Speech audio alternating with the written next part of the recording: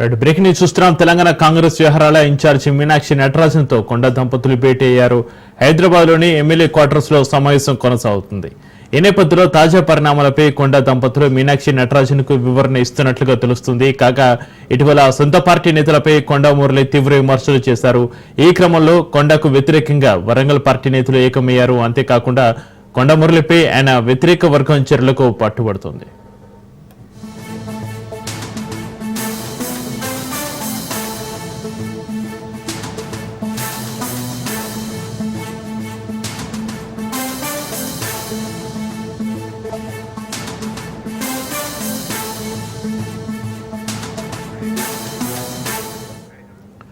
తాను వెనుకబడిన వర్గాల ప్రతినిధి అన్నారు కొండ మురళి. 44 ఏళ్ల నుంచి తన ఎపిసోడ్ నడుస్తూనే ఉందని వివరించారు.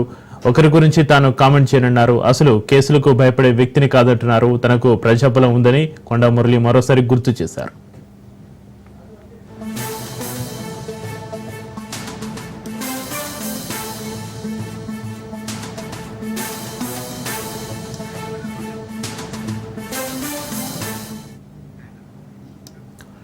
తెలంగాణ కాంగ్రెస్ వ్యవహారాల ఇన్ఛార్జి మీనాక్షి నటరాజన్తో కొండ దంపతుల భేటీకి సంబంధించి మరింత సమాచారాన్ని మా ప్రతినిధి రాజు ఫోన్ లైన్ అందిస్తారు. రాజు, హైదరాబాద్లోని ఎమ్మెల్యే క్వార్టర్స్ లో సమావేశం కొనసాగుతుంది.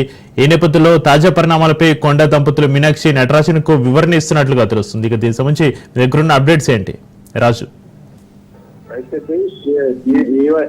ఇటీవలనే వరంగల్ ఉమ్మడి జిల్లాకు సంబంధించినటువంటి నేతలు మంత్రి కొండ దంపతుల పైన రాష్ట్ర నాయకత్వానికి కాంగ్రెస్ పార్టీ నేతలు, ఎమ్మెల్యేలు, ఎమ్మెల్సీలు, స్థానిక నేతలు కూడా ఫిర్యాదు చేసినటువంటి పరిస్థితి అయితే అయితే ఈ నేపథ్యంలోనే కొండ మురళి ఇటీవల టీపీసీసీ సంరక్షణ కమిటీ చైర్మన్ మల్లురవి నోటీసులు జారీ చేయడంతో ఆయన వివరణ ఇస్తున్నటువంటి ప్రయత్నం చేశారు. 6 పేజీల లేఖను కూడా నియోజకవర్గాల వారిగా ఎవరో వస్తున్న విభేదాలు ఉన్నాయనేది స్పష్టం చేసినటువంటి పరిస్థితి. అందులో ప్రధానంగా అటు పరకాల ఎమ్మెల్యే రేవూరు ప్రకాష్ రెడ్డితో పాటు శ్రీశంకరపూర్ ఎమ్మెల్యే కడియం శ్రీహరి, అదేవిధంగా ఎమ్మెల్యే నాయం రాజేందర్ రెడ్డి, ఈ ముగ్గురుతోనే వివాదం ఉంది, కొంత గ్యాపం అనేది కూడా ఆయన వ్యక్తపరిచినటువంటి పరిస్థితి ఉంది. దాంతో పాటుగానే ఆ ముగ్గురు కొండ సురేఖ నియోజకవర్గంలో తరచూ జోక్యం చేసుకుంటున్నారు వివిధ అంశాల్లో అనేది కూడా వాళ్ళు స్పష్టం చేసినటువంటి పరిస్థితి. అయితే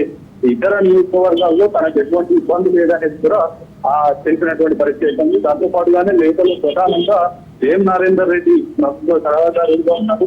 ఆయనతో పాటుగానే మంత్రి ఇన్ఛార్జ్ వరంగల్ ఇన్ఛార్జ్ మంత్రిగా ఉన్నటువంటి శ్రీనివాస్ రెడ్డి పైన కూడా ఇటీవల ఆయన కూడా గతంలో జరిగినటువంటి వివాదాలతో వచ్చి వాటిని దృష్టిలో పెట్టుకుని పనిచేస్తున్నారు అనేటటువంటి కూడా స్పష్టం చేసిన నేపథ్యంలో మరోసారి ఒకవైపు కొండమూరళి టీపీసీసీ సంరక్షణ కమిటీకి వివరణ ఇచ్చుకునేటటువంటి ప్రయత్నం చేసిన నేపథ్యంలో మరుసటి రోజే అటు వరంగల్ నేతలు కూడా మరోసారి భేటీ అయ్యారు. పూర్తి స్థాయిలో కూడా వారు రాష్ట్ర నాయకత్వానికి కావచ్చు, ఏసీసీ వ్యవహారాల ఇన్ఛార్జ్ మీనాక్షి నటరాజన్తో కూడా వారు భేటీ అయ్యి వివరించినటువంటి పరిస్థితి. ఈ నేపథ్యంలోనే అటు ఉమ్మడి వరంగల్ జిల్లాలో తాజా రాజకీయ పరిణామాలు ఎందుకు విభేదాలు వస్తా ఉన్నాయి అనేది కూడా పూర్తి స్థాయిలో కొండ మురళి దంపతులు వివరించేందుకు హైదరాబాద్ ఎమ్మెల్యేతో దశలో ఉన్నటువంటి ఏఐసీసీ వ్యవహారాల ఇన్ఛార్జ్ మీనాక్షి నటరాజన్తో కొద్దిసేపటినే భేటీ అయ్యారు. ఇప్పటికీ భేటీ కొనసాగుతూ ఉంది. పూర్తి స్థాయిలో కూడా నియోజకవర్గాల వారిగా అన్ని అంశాలను వివరించేందుకు కూడా ఒక నివేదికను మీనాక్షి నటరాజన్ కు సమర్పించాలని తెలుస్తాము. పూర్తి స్థాయిలో కూడా ఈ అటు కొండ దంపతులు వర్సెస్ ఉమ్మడి వరంగల్ జిల్లా కాంగ్రెస్ నేతలు అన్నట్టుగా వివాదం కొనసాగుతున్నటువంటి పరిస్థితి కనిపిస్తాము. ఈ యొక్క వివాదం తిరిగి గాలివానగా మారుతుంది. నిత్యం ఆ వివాదాలు కొండ దంపతులను వెంటాడుతున్నటువంటి పరిస్థితి ఉంది. నిన్న ఆయన ఇటీవల ఈ నెల 30వ తేదీన చేసినటువంటి కామెంట్స్ కావచ్చు, ఎన్నికల అఫిడవిట్ సమర్పించినటువంటి ఆస్తులకు ఆయన నిన్న కామెంట్ చేసినటువంటి 70 కోట్ల రూపాయలను ఎన్నికల్లో ఖర్చు చేశానని అనేటటువంటి కామెంట్స్ కావచ్చు, వీటన్నిటినీ చూస్తే కనుక ఆయన వివాదంలో ఇరుక్కున్నారు. మరోవైపు ఇటు ఉమ్మడి వరంగల్ పంచాయతీ కొనసాగుతున్నాయి. మరోసారి కూడా అటు వాస్తవంగా ఉమ్మడి వరంగల్ జిల్లాలో ఏం జరుగుతుంది, రాజకీయ పరిణామాలు ఏ విధంగా ఉన్నాయి, దాంతో పాటుగానే ఎందుకు విభేదాలు తలెత్తా ఉన్నాయి, అధికారుల ట్రాన్స్ఫర్ల విషయంలో కావచ్చు, ఆ నేతలు ఎందుకు జోక్యం చేసుకుంటా ఉన్నారు అనేది కూడా వివరించేటటువంటి ప్రయత్నం చేస్తా ఉన్నారు. మరోవైపు వ్యక్తిగతంగా కళ్యాణ్ శ్రీహరిని అదేవిధంగా రేవు ప్రకాష్ రెడ్డిని ఎందుకు దూషించవలసి వచ్చింది అనేటటువంటి అంశాలకు సంబంధించి కూడా కొంత వివరణ కోరేటటువంటి అవకాశం, మీనాక్షి నటరాజన్ వివరణ కోరేటటువంటి అవకాశం అయితే కనిపిస్తా ఉంది. ఇవాళ ఏమి ఆ భేటీ అనంతరం ఏమి మీడియాతో మాట్లాడతారు అనేటటువంటి ఉత్కంఠ అయితే కొనసాగుతా ఉంది. పూర్తి స్థాయిలో ఉన్న దంపతులు ఇచ్చేటటువంటి వివరణకు మీనాక్షి నటరాజన్ సాటిస్ఫై అవుతారా లేదా, స్థానిక సంస్థల ఎన్నికల ముందు ఉమ్మడి వరంగల్ జిల్లాలో కీలక నేతల మధ్య ఈ విభేదాల కారణంగా నా పార్టీ నష్టపోయేటటువంటి ఇబ్బందులు ఉన్నాయి కాబట్టి ఆ యొక్క నేపథ్యంలోనే స్థానిక సంస్థల ఎన్నికల వేళ ఇరువురిని కూడా చదివించేటటువంటి ప్రయత్నం చేస్తారా అనేది అయితే పొందాల్సింది. పూర్తి స్థాయిలో కూడా వరుసగా ఇరు వర్గాల నుంచి కూడా అటు ఎమ్మెల్యేలు ఎమ్మెల్సీలు ఒక వర్గం అయితే మంత్రి ఫ్యామిలీ ఒక వర్గంగా ఉండి పూర్తి స్థాయిలో ఇరువైపుల నుంచి కూడా వివరాలు తెప్పించుకుంటూ పరిశీలిస్తున్నటువంటి పరిస్థితి అయితే కనిపిస్తా ఉంది. అయితే రాజు, మీరు చెప్పినట్టుగా ఇటీవల సొంత పార్టీ నేతలపై కొండ మురళి తీవ్ర విమర్శలు చేసిన పరిస్థితి. ఈ క్రమంలో కొండకు వ్యతిరేకంగా వరంగల్ పార్టీ నేతలు ఏకమయ్యారు. అంతేకాకుండా కొండ మురళిపై ఆయన వ్యతిరేక వర్గం చర్యలకు పట్టుబడుతుంది. అయితే కొండ మురళిపై ఆయన వ్యతిరేక వర్గం ఎలాంటి ఆరోపణలు చేస్తుంది, వారి డిమాండ్స్ ఏంటి రాజు? ప్రధానంగా వ్యక్తిగత కామెంట్స్ చేస్తా ఉన్నారు. కొండ మురళి అనేది కూడా ప్రధానంగా వారు ఆరోపిస్తా ఉన్నారు. పార్టీలోని నేతలను కొందరిని కలుపుకొని వెళ్ళడం లేదు. దాంతో పాటు కానీ కొంత ఇబ్బందులు గతంలో పనిచేసినటువంటి నేతలను కొత్తగా వచ్చినటువంటి కళ్యాణ్ శ్రీహరి కావచ్చు, ఇతర నేతలు కూడా పార్టీకి మొదటి నుంచి ఉన్నటువంటి నేతలను ఇబ్బందులు చేస్తా ఉన్నారనేది కొండ మోదీ చేస్తున్నటువంటి ప్రధానమైనటువంటి ఆరోపణ. మరోవైపు కొండ ఆధిపత్యం చెలాయించాలనేటటువంటి నిర్ణయంతో ఉన్నారు. ఉమ్మడి వరంగల్ జిల్లాలో తనది పైసే ఉండాలి రాజకీయాల్లో అనేటటువంటి భావంతో ఉన్నారు. మిగతా నేతలు ఎవరిని కూడా ఆయన వ్యక్తిగతంగా టార్గెట్ చేసి కూడా కామెంట్ చేస్తా ఉన్నారు. ఇది పార్టీకే డ్యామేజ్ చేసేటటువంటి అంశం, దీన్ని చూసి ఊరుకోబోము అనేది కూడా వారు పదే చెప్తున్నటువంటి పరిస్థితి అయితే కనిపిస్తా ఉంది. ఇప్పటికే నాయన్ రాజేందర్ రెడ్డి క్యాంపు కార్యాలయంలో 2 సార్లు భేటీ అయ్యారు. ఒకసారి రాష్ట్ర నాయకత్వం దృష్టికి తీసుకువెళ్లక ముందు ఏ విధంగా ముందుకు వెళ్ళాలనేది కూడా డిసైడ్ అయ్యి రాష్ట్ర నాయకత్వానికి మీనాక్షి నటరాజన్ కు ఫిర్యాదు చేశారు. ఆ తర్వాత క్రమశిక్షణ కమిటీకి కూడా ఫిర్యాదు చేసినటువంటి పరిస్థితి అయితే ఉంది. ఆ తర్వాత కొండ మురళి టీపీసీసీ క్రమశిక్షణ కమిటీకి ఫిర్యాదు చేసిన అనంతరం కూడా మరోసారి భేటీ అయ్యారు. అందులో బసవరాజ్ ఎమ్మెల్సీగా ఉన్నటువంటి బసవరాజ్ సారయ్య, రేవు ప్రకాష్ రెడ్డి, కళ్యాణ్ శ్రీహరి, దీంతో పాటుగానే నాయన్ రాజేందర్ రెడ్డి, ముందు సుధారాణి మేయర్ గా ఉన్నారు, ఆమె కూడా భేటీ అయ్యారు. వీరందరూ కూడా మరోసారి క్యాంపు కార్యాలయంలో భేటీ అయ్యి పూర్తి స్థాయిలో కూడా ఎవరు కొన్నాకు భయపడేటటువంటి పరిస్థితి లేదు అనేటటువంటి కామెంట్ చేశారు. బసవరాజ్ సారయ్య కూడా మాట్లాడుతూ దీనిపైన వారు మేము పార్టీలో కొనసాగాలి అనేది కూడా తెలుసుకోవాలి అనేటటువంటి హాట్ కామెంట్స్ కూడా చేస్తున్నటువంటి పరిస్థితి అయితే ఉంది. ఇది ఎంతవరకు ఈ వివాదం కంటిన్యూ అవుతుంది అనేది కూడా కొంత వరంగల్ రాజకీయాల్లో చర్చకు దారి తీసినటువంటి పరిస్థితి అయితే ఉంది. అయితే పార్టీ నేతలు దీన్ని సైలెంట్ గా క్లోజ్ చేసేటటువంటి ప్రయత్నం అయితే ముమ్మరంగా చేస్తున్నటువంటి పరిస్థితి అయితే కనిపిస్తా ఉంది. ఎన్నికల ముందు ఇటువంటి విభేదాలకు సాధివ్వకూడదు అంటూ కూడా అందుకే వరుసగా మీనాక్షి నటరాజన్ కూడా వారు వివరణ ఇస్తున్నటువంటి ప్రయత్నం చేస్తున్నటువంటి పరిస్థితి అయితే ఉంది. రాజు, తాజా పరిణామాలపైన కొండ దంపతులు మీనాక్షి నటరాజన్ కు వివరణ ఇస్తున్నట్లుగా తెలుస్తుంది. అయితే తెలంగాణ కాంగ్రెస్ వ్యవహారాల ఇన్ఛార్జి మీనాక్షి నటరాజన్ కొండ దంపతులపై ఎలాంటి నిర్ణయానికి వచ్చే అవకాశం ఉందంటారు రాజు? ఇప్పటివరకు జిల్లాల వారీగా ఆ జిల్లాలో ఉన్నటువంటి ఉమ్మడి జిల్లాలో ఉన్నటువంటి వివిధ నియోజకవర్గాల్లో ఆయా నేతల గెలుపు కోసం ఏ విధంగా మేము కృషి చేశాము, ఇప్పుడే ఎందుకు విభేదాలు వస్తా ఉన్నాయి. ప్రధానంగా ఇటీవల కొండ సురేఖ మంత్రి పదవి పోతుంది అనేటటువంటిది ప్రధానంగా సొంత పార్టీ నేతలు ఇటీవల పార్టీలో చేసినటువంటి నేతలు ప్రచారం చేశారు, వారికి అనుకూలంగా మార్చుకునేటటువంటి ప్రయత్నం చేశారు అనేది కూడా ప్రధానంగా కొండ దంపతులు చెప్తున్నటువంటి మాట. ఆ మంత్రివర్గంలో నుంచి కొండ సురేఖను బర్తరఫ్ చేస్తారు అనేటటువంటిది కూడా పెద్ద ఎత్తున ప్రచారం చేశారు. అటువంటి పరిస్థితి ఎందుకు వచ్చింది అనేది కూడా మీనాక్షి నటరాజన్ గారు ఆరా తీయాలనేది కూడా కోరనున్నారు. పూర్తి స్థాయిలో కూడా ఒకవైపు ఇరు వర్గాల నుంచి కూడా ఈ యొక్క నివేదికలు రాష్ట్ర నాయకత్వం తెప్పించుకుంటా ఉంది. అయితే ఈ నేపథ్యంలో మీనాక్షి నటరాజన్ ఇది కొండ మురళి దంపతులు ఇచ్చేటటువంటి వివరణను పరిగణలోకి తీసుకొని అవతల వైపు ఉన్నటువంటి నేతల వివర నుంచి కూడా పలు అభిప్రాయాలు తెలుసుకొని ముందుకు వెళ్ళేటటువంటి అవకాశం అయితే కనిపిస్తా ఉంది. ఇప్పుడు ఎన్నికల వేళ ఎటువంటి చర్యలు తీసుకోవద్దు అనేది అయితే పార్టీ భావిస్తున్నట్లు మనకు అందుతున్నటువంటి సమాచారంగా ఉంది. పూర్తి స్థాయిలో కూడా ఈ వివాదానికి సంబంధించి ఏ విధంగా ముందుకు వెళ్తుంది అనేది కూడా మరి కష్టపెట్టు తెలిసేటటువంటి అవకాశం అయితే కనిపిస్తా ఉంది. రైట్, థ్యాంక్ యూ రాజు.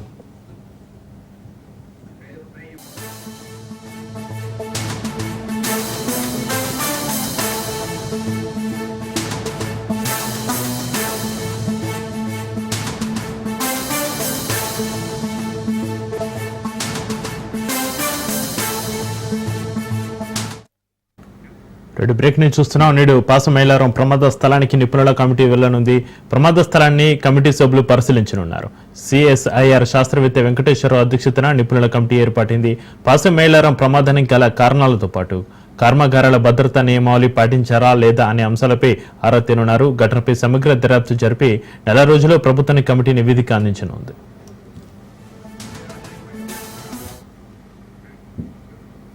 దేశం నుంచి మరింత సమాచారాన్ని మా ప్రతినిధి రాజు ఫోలేలు అందిస్తారు. రాజు, నేడు పాసమైలారం ప్రమాద స్థలానికి నిపుణుల కమిటీ వెళ్లనుంది. ప్రమాద స్థలాన్ని కమిటీ సభ్యులు పరిశీలించనున్నారు. ఈ కమిటీకి సంబంధించి మీ దగ్గర ఉన్న అప్డేట్స్ ఏంటి రాజు? ఈ రోజు 11:30 ప్రాంతంలో ఏదైతే కమిటీ ప్రభుత్వం నియమించిందో ఆ కమిటీ సమగ్ర విచారణ చేయడానికి గాను కమిటీ సభ్యులందరూ కూడా సంఘటన స్థలానికి విచ్చేస్తున్నారు. ముఖ్యంగా కమిటీ చైర్మన్ ప్రముఖ శాస్త్రవేత్త డాక్టర్ బి వెంకటేశ్వరరావు, మరో ఇద్దరు శాస్త్రవేత్తలు T Pratap Kumar, doctor Suryanarayana, safety officer doctor Santosh సభ్యులుగా నియమించారు. వీరు పూర్తి స్థాయిలో విచారణ చేసి దీనికి సంబంధించిన విషయంలో నెల రోజుల్లో నివేదిక అందించాలి. అదేవిధంగా ఇలాంటి మరే కంపెనీలో కూడా పునరావృతం కాకుండా జాగ్రత్త తీసుకునే విధంగా నివేదిక ఇవ్వాలని చెప్పి ప్రభుత్వం అయితే వీరికి సూచించింది. ముఖ్యంగా వీరిచ్చినటువంటి నివేదిక ఆధారంగా అటు కంపెనీ పైన కానీ, తర్వాత అటు ఏదైతే పరిశ్రమలకు సంబంధించినటువంటి ఉన్నతాధికారుల పైన కానీ, కెమికల్ ఆఫీసర్ల పైన కానీ చర్యలు తీసుకునే అవకాశానికి వీరు నివేదిక తయారు చేయాల్సి ఉంటుంది. కాబట్టి ఈ నివేదిక ఆధారంగానే వీరిపై చర్యలు ఉండబోతాయి. ఇప్పటికైతే ప్రస్తుతానికి అక్కడ బ్రేకింగ్ చూస్తున్న ఇప్పటికే వస్తున్న సమాచారం ప్రకారము హాస్పిటల్లో చికిత్స పొందినటువంటి మరో ఇద్దరు కూలీలు కూడా ఇప్పుడే మరణించారు. అక్కడ మళ్ళీ ప్రజలతో హోరెత్తుతుంది ఆ హాస్పిటల్ ప్రాంతం అంతా కూడా. అయితే 143 కంపెనీ యాజమాన్యం చెప్పిన ప్రకారం 143 మంది ఉపస్థితి అయ్యారు. అందులో 60 మంది సురక్షితంగా ఉన్నారు. 35 మందికి చికిత్స పొందుతా ఉన్నారని చెప్పారు. 18 మంది శవాలను గుర్తించి వారికి కుటుంబీకులకు అప్పగిస్తాము. ఇంకొక 20 శవాలను గుర్తించాల్సి ఉంది. మిగతా 11 మంది గల్లంతైన వారు ఉన్నారని చెప్పి నిన్న కలెక్టర్ కూడా చెప్పారు. అయితే ఇప్పటికీ 18 మృతదేహాలకు డిఎన్ఏ పూర్తయి కుటుంబీకులకు అప్పచెప్పి వారిని పంపించిన పరిస్థితి కనిపిస్తుంది. అదేవిధంగా డిఎన్ఏ 18 పెండింగ్ లో ఉన్నాయి. ఇంకా 25 మంది దగ్గర 5 శవాలకు గాను 25 మంది దగ్గర నమూనా సేకరించాల్సి ఉంది. దీనికి సంబంధించి ఆ పని దానికి సంబంధించిన పని కూడా అక్కడ హెల్ప్ డెస్క్ పెట్టి అధికారులు కూడా చాలా వేగవంతం చేస్తా ఉన్నారు. అయితే సిగార్టీ company managing director Amit Raj Sinha సంఘటన బాధాకరం అని చెప్పారు. ఎంక్వైరీ నడుస్తుందని చెప్తూనే గాయపడిన వారికి వైద్య ఖర్చులు మొత్తం కూడా కంపెనీ భరుస్తుంది. బాధితులందరికీ మేము అండగా ఉంటామని చెప్తా ఉన్నారు. కంపెనీ స్ట్రక్చర్ పాతది కానీ ఎక్విప్మెంట్ మాత్రం కొత్తది. అక్కడ 30 మంది చనిపోయారు కాబట్టి విమర్శలు వస్తున్నాయి. అక్కడ స్ట్రక్చర్ పాతది, తర్వాత ఎక్విప్మెంట్ పాత అని చెప్పి విమర్శలు వస్తున్నాయి. తప్పు. కంపెనీ స్ట్రక్చర్ పాతది కానీ ఎక్విప్మెంట్ అంతా కూడా కొత్త అని చెప్పి చెప్తా ఉన్నారు. 143 మంది మాత్రమే ఆ రోజు హాజరయ్యారని చెప్పి సిగార్టీ మేనేజింగ్ డైరెక్టర్ అమిత్ రాజ్ సిన్హా కూడా ఒక ప్రకటన విడుదల చేశారు. నిన్న ప్రెస్ మీట్ కూడా మాట్లాడారు. అదేవిధంగా ఇప్పటికే మరో ఇద్దరు చంపారు. మొత్తానికి అధికారులు చెప్తున్న ప్రకారం అయితే 40కి చేరుకుంది. కానీ అక్కడ 45 శవాల వరకు ఇప్పటికే మనకు వచ్చినట్టుగా సమాచారం అయితే ఉంది. అయితే ఇంకొక 11 మంది అక్కడ దొరకాల్సి ఉంది. సిగార్టీ కంపెనీకి సంబంధించి మనకు వెబ్సైట్ ఉన్నటువంటి చరిత్ర ఆధారంగా చూసే సిగార్టీ కంపెనీ 1989లో ఈ యొక్క ప్రారంభమైన కంపెనీ. అప్పుడు సిగార్టీ ఫ్లోరో కెమికల్ ప్రైవేట్ లిమిటెడ్ గా ప్రారంభించినటువంటి కంపెనీ 2012లో వాణిజ్యపరంగా విస్తరించేందుకు సిగార్టీ ఇండస్ట్రీస్ ను ప్రైవేట్ లిమిటెడ్ గా మార్చారు. 2019లో స్టాక్ మార్కెట్ లో లిస్ట్ కావడంతో సిగార్టీ ఇండస్ట్రీ లిమిటెడ్ తో కొనసాగుతుంది. ఈ కంపెనీకి దేశవ్యాప్తంగా 14 కంపెనీలు నడుస్తా ఉన్నాయి. ఇప్పుడు ప్రస్తుతానికి ఈ పరిశ్రమకు మొత్తం 1680 కోట్ల మార్కెట్ క్యాపిటల్ ఉన్నట్టుగా తెలుస్తోంది. దేశవ్యాప్తంగా పాసమైలారం, సుల్తాన్పూర్, కర్ణాటక, రాయచూర్, గుజరాత్ లోని గడియా, దహేజ్లలో 4 పరిశ్రమలు నడుస్తా ఉన్నాయి. అయితే పెద్ద కంపెనీ, పెద్ద వ్యవస్థ కాబట్టి వాళ్ళు వెంటనే స్పందించారు. ప్రభుత్వం ప్రకటించినటువంటి ఎక్స్గ్రేషియా కూడా కట్టుబడి ఉన్నాం, మేము ఖచ్చితంగా ఇస్తామని చెప్పి కూడా చెప్తా ఉన్నారు. అయితే ప్రస్తుతానికి అక్కడ ఏదైతే రెస్క్యూ ఉందో రెస్క్యూ అయితే కూడా మందకొడిగా సాగుతుంది. ఎందుకంటే గత రాత్రి 2 రోజుల నుంచి ముసురు పడుతున్న కారణంగా ఆ ప్రాంతం అంతా కూడా రెస్క్యూకు చాలా ఇబ్బందిగా ఉంది. మొత్తం కెమికల్ ఫ్యాక్టరీ కాబట్టి వర్షం పడుతున్న కొద్దీ అక్కడ కెమికల్స్ వాసన బాగా వెలువడుతున్నాయి. ఎక్కువసేపు అక్కడ ఉండలేని పరిస్థితి ఉంది కాబట్టి కొంత వర్షం ఎప్పుడైతే తగ్గుతుందో అప్పుడు మాత్రమే చేసే పరిస్థితి ఉంది. అయితే ఈ రోజు సాయంత్రానికి కల్లా రెస్క్యూ కంప్లీట్ చేసి మరి ఈ 10 మంది ఏవైతే దొరకని శవాలు ఉన్నాయో వాటి గురించి ఏం చెప్తారనేపై ఏం చెప్తారు, ఎటువంటి స్పష్టత ఇస్తారనే దానిపైన ఒక ఎదురు చూడాల్సిన అవసరం ఉంది. ఇప్పటికే బంధువులకు మాత్రం అక్కడ తాత్కాలిక నివాసం ఏర్పాటు చేసి ఇక్కడ వారికి అన్ని వస్తువులు చూస్తా ఉన్నారు. వారందరినీ కూడా తాత్కాలిక నివాసం వద్ద భోజన సదుపాయాలు ఏర్పాటు చేసి అక్కడనే ఉంచుకొని వాళ్ళని చూసినటువంటి పరిస్థితి. మిగతా వారందరినీ కూడా మిగతా కుటుంబీకులను బంధువులందరినీ కూడా వారి స్వస్థలాలకు వెళ్లేందుకు ప్రభుత్వం అయితే పూర్తి స్థాయిలో మేము ఏర్పాటు చేశామని చెప్పి డాక్టర్ ప్రావీణ్య అయితే చెప్తుంది. అయితే రాజు, సిఎస్ఐఆర్ శాస్త్రవేత్త వెంకటేశ్వరరావు అధ్యక్షతన నిపుణుల కమిటీ సమగ్ర దర్యాప్తు నివేదికను ప్రభుత్వానికి ఎప్పటిలోగా అందించే అవకాశం ఉందంటారు రాజు? ప్రభుత్వం నియమించిన కమిటీ ఖచ్చితంగా నెల లోపల ఈ పూర్తి స్థాయి ఈ ఫ్యాక్టరీ ప్రమాదం పైన ఏ విధంగా జరిగింది, ఫ్యాక్టరీలో గతంలో తనిఖీలు జరిగాయా లేదా, తనిఖీలు తూతుమతంగా జరిగాయా, అసలు ఇంత నిర్లక్ష్యంగా ఉండడానికి కారణమేంది, మరియు అదేవిధంగా పలు రాజకీయ పార్టీలు కొంతమంది నిపుణులు చేసినటువంటి ఏవైతే వ్యాఖ్యలు ఉన్నాయో అవి ఎక్విప్మెంట్ పాతదే, తర్వాత ఆ స్ట్రక్చర్ పాత అని చెప్పిన నేపథ్యంలో కంపెనీ నిన్న ఒక ప్రకటన కూడా చేసింది. ఎక్విప్మెంట్ అంతా కొత్తది, స్ట్రక్చర్ మాత్రం పాత అని చెప్తున్నారు. కానీ దీనికి సంబంధించిన ఎక్విప్మెంట్ విషయంలో కానీ, స్ట్రక్చర్ విషయంలో కానీ, భద్రతా ప్రమాణాల పైన, తర్వాత వాళ్లకు ఏదైతే కార్మికులు ఉన్నారో వారికి తీసుకున్నటువంటి సేఫ్టీ పైన ఎటువంటి సేఫ్టీ తీసుకున్నారు, అసలు కంపెనీ వాళ్ళకి సంబంధించినటువంటి కార్మికుల ప్రాణాలకు ఎటువంటి భద్రత కల్పించేందుకు ఎటువంటి చర్యలు తీసుకున్నారనే దానిపైన పూర్తి స్థాయి విచారణ చేసి నెల రోజుల్లోగా కమిటీ ఒక నివేదిక ఇవ్వాలి. ఆ నివేదిక ఆధారంగా అటు యాజమాన్యం పైన ఇటు ఉన్నతాధికారుల పైన చర్యలు తీసుకునే అవకాశం ఉంది. ఖచ్చితంగా కమిటీ అయితే నెల రోజుల్లో నివేదిక ఇవ్వనుంది.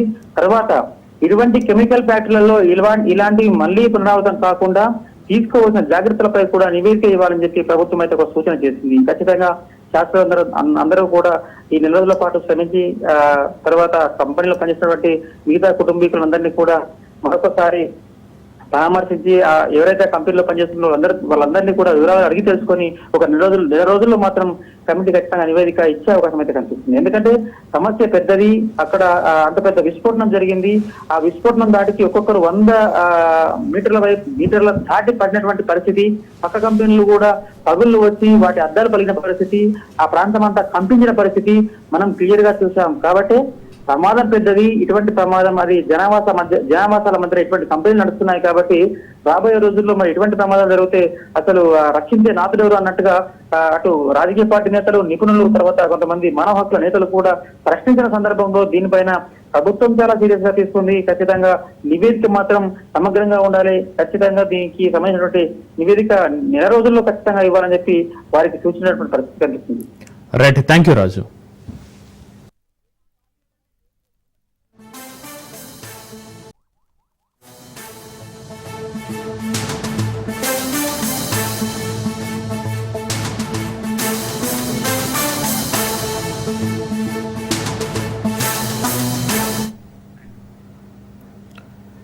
సికాచి company managing director Amit Raj Simha కీలక వ్యాఖ్యలు చేశారు. ఘటన జరగడం బాధాకరమన్నారు. ఎలా జరిగిందనే విషయం మీద ఎంక్వైరీ జరుగుతుంది అన్నారు. నివేదిక రాగానే వెల్లడిస్తామన్నారు. ఆసుపత్రుల్లో ఉన్న క్షతగాత్రులకు వైద్య చికిత్సల కోసం ఎప్పటికప్పుడు కంపెనీ ఖర్చులు చెల్లిస్తుంది అన్నారు. డిశ్చార్జ్ అయ్యేంత వరకు కంపెనీ చూసుకుంటుంది అన్నారు. ఇక కంపెనీ స్ట్రక్చర్ పాతదే కానీ ఎక్విప్మెంట్స్ కొత్తవి అన్నారు. సీఎం రేవంత్ ఇచ్చిన మాటకు న్యాయం చేస్తామన్నారు. Any reactor blast, sir, it seems in the dryer section where there is a dust explosion taken place. Dust explosion. We have 3 such facilities in India, sir. None of them have had any situations. We don't use any solvents here, so there is nothing untoward which has happened. This is a 36 years old facility running. I would again say at this moment our focus is on seeing that we have the right investigation to get to the root cause so that all the 10-12 facilities in India have the requisite safety norms to be in place. We had some number, it was 143. Total 143 were there. At this moment, we are trying to collate information and data so that it aligns with our complete maths and breakup of what is there. Next course of action right now is to see that we complete the investigation. Once the investigation is complete, our focus parallelly would also be on the people who are affected. After that, we would work to sit with authorities to see as to what is it that needs to be done at this site here. No, it is nothing to.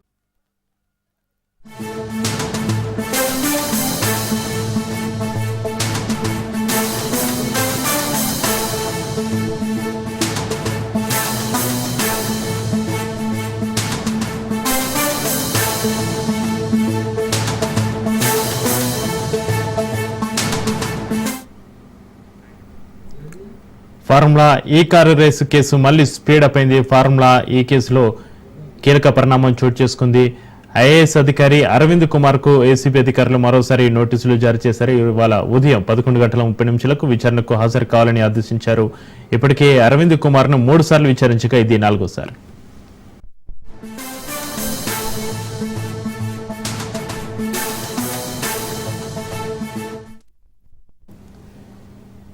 ఏరేసి నిర్వహణ సంస్థకు HMDA చెల్లింపులు జరిపింది. అయితే RBI నిబంధనలు ఉల్లంఘించి విదేశీ కంపెనీకి నగదు బదిలీ అయిందని, దాదాపు 55 కోట్ల దుర్వినియోగం జరిగినట్లుగా ఏసీబీ కేసు నమోదు చేసింది.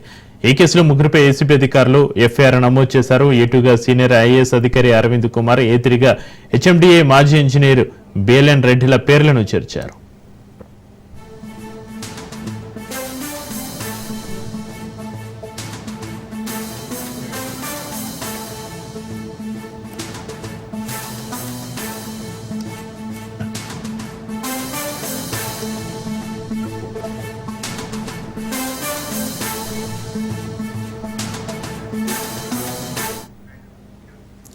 ఫార్ములా ఈ రేసు కేసులో కీలక పరిణామాలకు సంబంధించి మరింత సమాచారాన్ని మా ప్రతినిధి రత్నకుమార్ లైవ్ లో అందిస్తారు. రత్నకుమార్, ఐఏఎస్ అధికారి అరవింద్ కుమార్ కు ఏసీబీ అధికారులు మరోసారి నోటీసులు జారీ చేశారు. ఇవాళ ఉదయం 11:30 విచారణకు హాజరు కావాలని ఆదేశాలు జారీ చేశారు. దీనికి సంబంధించి మీ దగ్గర ఉన్న అప్డేట్స్ ఏంటి? ఫార్ములా ఈ కార్ రేస్ కేసులో ఇప్పటికే దర్యాప్తు అధికారులు ఏసీబీ దర్యాప్తును మరింత వేగవంతం చేశారు. ఇందులో ప్రధాన నిందితులుగా ఉన్నటువంటి A1, A2, A3లను పలుసార్లు విచారించడం జరిగింది.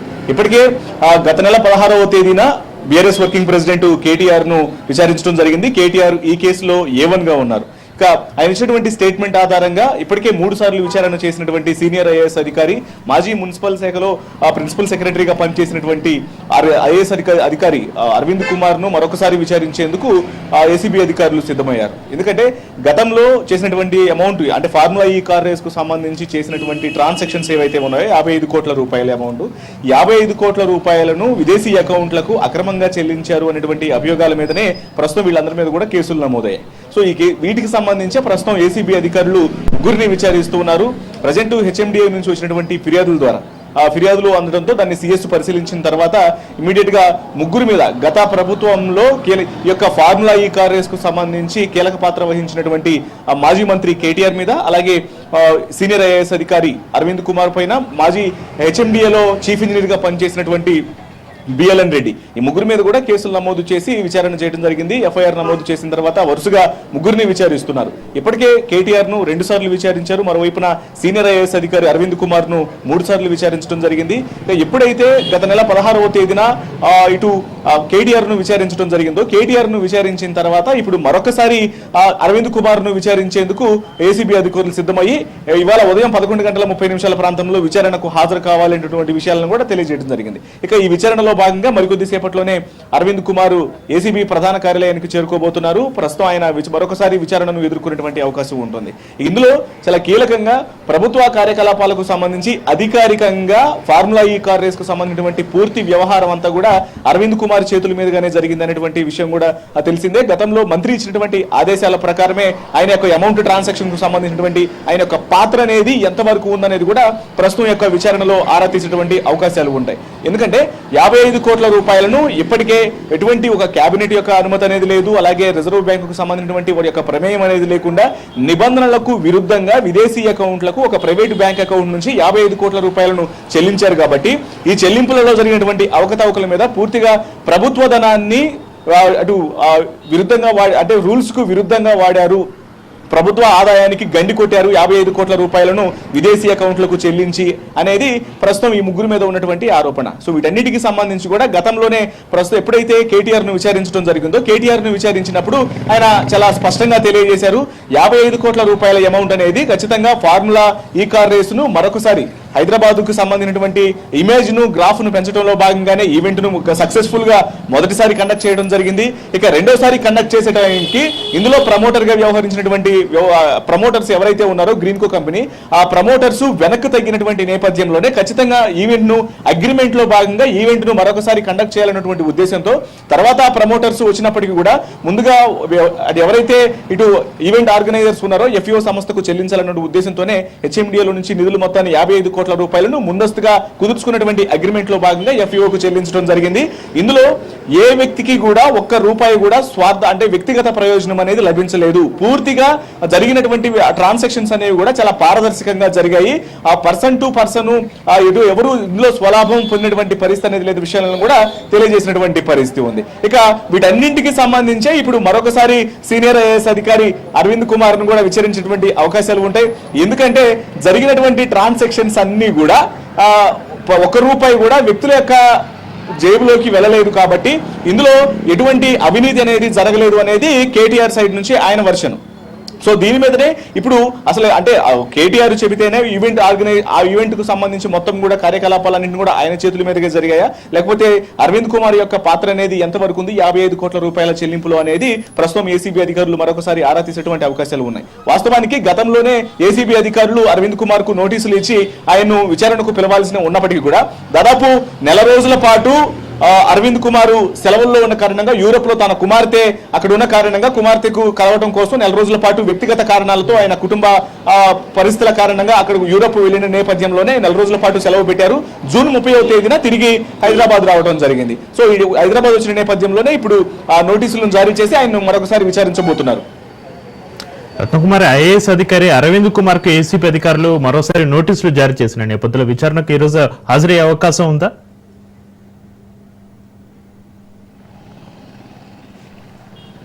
ఖచ్చితంగా విచారణకు హాజరయ్యేటువంటి అవకాశాలు అయితే ఉన్నాయి. ఎందుకంటే 3 సార్లు జరిగినటువంటి విచారణలో కూడా ఆయన అనేక కీలక విషయాలను ఏసీబీ అధికారుల ముందు ఉంచడం జరిగింది. ముందుగా విదేశీ కంపెనీలకు చెల్లించినటువంటి అంటే ఎఫ్ఈఓ సంస్థకు చెల్లించినటువంటి 55 కోట్ల రూపాయలను అమౌంట్ ను ఎందుకు చెల్లించాల్సి వచ్చిందనే దాని మీద మొదటిసారి విచారణ జరిగినప్పుడు ఆయన వివరణ ఇవ్వడం జరిగింది.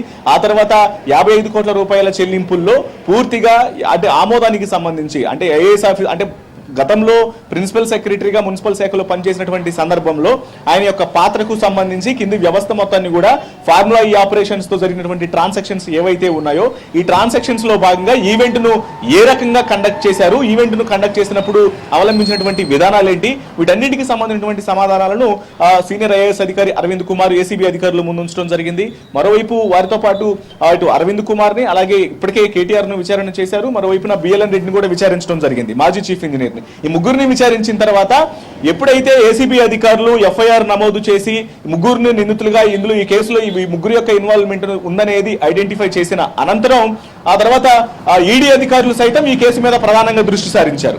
ఈడీ అధికారులు దృష్టి సారించి ఈ కేసులో ఖచ్చితంగా మనీ లాండరింగ్ జరిగిందన్నటువంటి ఉద్దేశంతోనే ఈడీ అధికారులు ఈసీఐఆర్ నమోదు చేసి ఈ ముగ్గురిని విచారించడం జరిగింది. ముగ్గురు ఒకవేళ అంటే ఒకసారి నోటీసులు ఇచ్చినప్పుడు తమకున్నటువంటి వ్యక్తిగత కారణాల కారణంగా మరొక తేదీని తీసుకున్నారేమో కానీ ఇప్పటి వరకు విచారణకు హాజరు కాకుండా గైరు హాజరైనటువంటి పరిస్థితి లేదు. కాబట్టి ఇప్పుడు మరొకసారి ఇచ్చినటువంటి నోటీసుల కారణంగా 4వసారి సైతం అరవింద్ కుమార్ విచారణకు హాజరయ్యేటువంటి అవకాశాలే కనిపిస్తున్నాయి. రత్నకుమార్ ఇప్పటికే అరవింద్ కుమార్ ను 3 సార్లు విచారించారు. ఇది 4వసారి ఈరోజు విచారిస్తే అయితే ఈ కేసు ఇంకా ఎన్ని మలుపులు తీసుకునే అవకాశం ఉంది, కేటీఆర్ ని కూడా మరోసారి విచారించే అవకాశం ఉందంటారా రత్నకుమార్?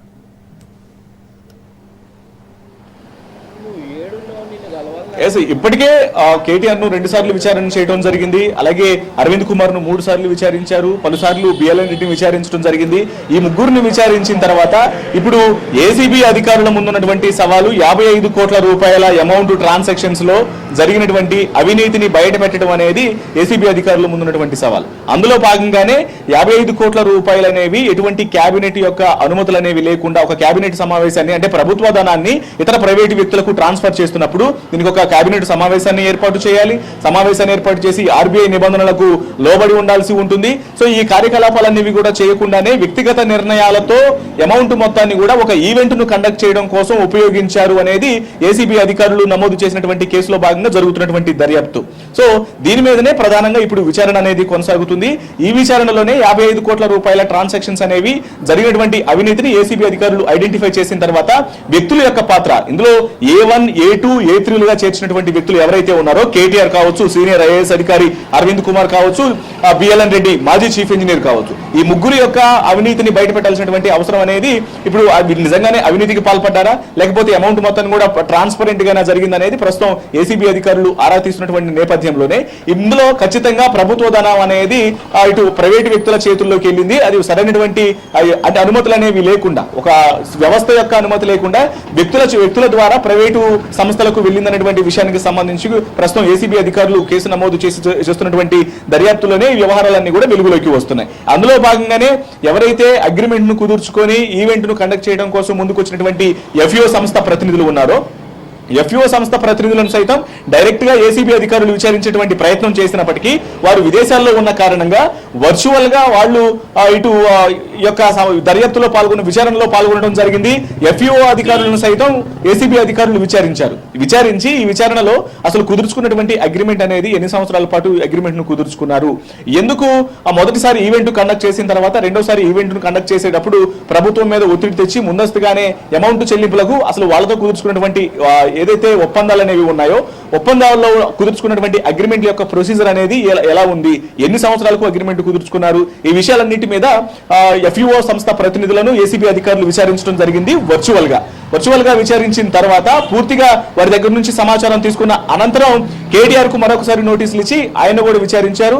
ఆయన అడ్వకేటు సమక్షంలోనే, అడ్వకేటు కొంత దూరంలో ఉండి ఆయనను విచారిస్తున్నటువంటి సందర్భంలోనే ఆయన పూర్తిగా విచారణను ఎదుర్కొన్న తర్వాత కూడా చాలా స్పష్టంగా మాట్లాడారు. అడిగినటువంటి ప్రశ్నలనే అడుగుతూ ఉన్నారు, చెప్పినటువంటి విషయాలనే మరలా చెబుతూ ఉన్నారు తప్ప ఇందులో ఎక్కడా అవినీతి అనేది జరగలేదన్నటువంటి విషయాలన్నింటినీ ఎప్పుడైతే విచారణలో పాల్గొన్నటువంటి సాయంత్రం ప్రెస్ మీట్ పెట్టిన తర్వాత చాలా స్పష్టంగా తెలియజేయడం జరిగింది. ఇదంతా కూడా కుట్రపూరితంగా రాజకీయ కుట్రతో నమోదు చేసినటువంటి కేసులే తప్ప ఇందులో ఏ వ్యక్తికి కూడా ₹1 కూడా స్వప్రయోజనం అనేది చేకూరలేదు. ఈవెంట్ ను కండక్ట్ చేయడం కోసం 55 కోట్ల రూపాయలను ముందస్తుగా ప్రమోటర్స్ కు ముందుకు రాని పక్షంలో ఆర్గనైజర్స్ కు చెల్లించిన మాట వాస్తవం. ఈ యొక్క ఈవెంట్ ను మొదటిసారి కండక్ట్ చేసినప్పుడు దాదాపు 500 కోట్ల రూపాయల ఆదాయం అనేది వివిధ మార్గాల ద్వారా వచ్చింది అనేటువంటి విషయాలను తెలియజేశారు. ఇది ఆ హైదరాబాద్ గ్రాఫ్ ను పెంచడం కోసం చేసినటువంటి ఈవెంటే తప్ప ఇందులో ఎక్కడ కూడా ₹1 అనేది అవినీతి అనేది జరగనప్పుడు ఈవెంట్ 55 కోట్ల రూపాయలను చెల్లించిన తర్వాత 55 కోట్ల రూపాయలు చెల్లింపులు అనేవి ఎఫ్ఈఓ సంస్థకు చేరినప్పుడు ఇందులో వ్యక్తిగత ప్రయోజనం ఏముంది, ఇందులో కేసు నమోదు, ఇదంతా కూడా కక్షపూరితంగా నమోదు చేసినటువంటి కేసు తప్ప దీనికి ఏమాత్రం భయపడం, ఖచ్చితంగా సహకరిస్తామన్నటువంటి విషయాన్ని కేటీఆర్ తెలియజేశారు. ఇక ఇప్పుడు ఇందులో సీనియర్ ఐఏఎస్ అధికారి అరవింద్ కుమార్ పాత్రకు సంబంధించి కూడా ప్రస్తుతం ఏసీబీ అధికారులు మరొకసారి విచారణ చేస్తున్నారు. 4వ ఆయన విచారణలో పాల్గొని ఈవెంట్ మొత్తాన్ని కూడా కండక్ట్ చేయడంలో కింది స్థాయి అధికారులు మొత్తాన్ని ఏ రకంగా యూజ్ చేశారు, అమౌంట్ ట్రాన్సాక్షన్స్ అనేవి కూడా ఎలా జరిగాయన్నటువంటి విషయాలన్నీ కూడా ఇప్పుడు విచారణలో మరొకసారి ఏసీబీ అధికారులు అరవింద్ కుమార్ ను ప్రశ్నించేటువంటి అవకాశాలు ఉంటాయి. Right, thank you Ratna Kumar.